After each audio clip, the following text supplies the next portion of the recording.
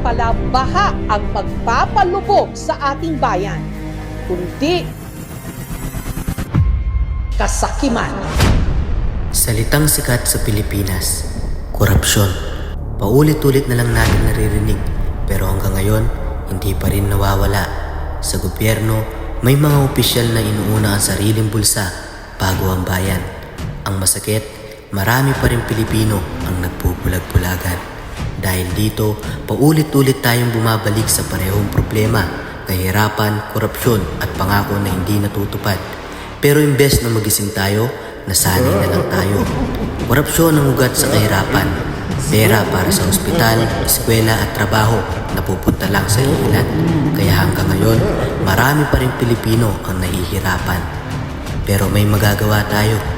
Nasa atin ang pagbabago. Bangon Pilipinas!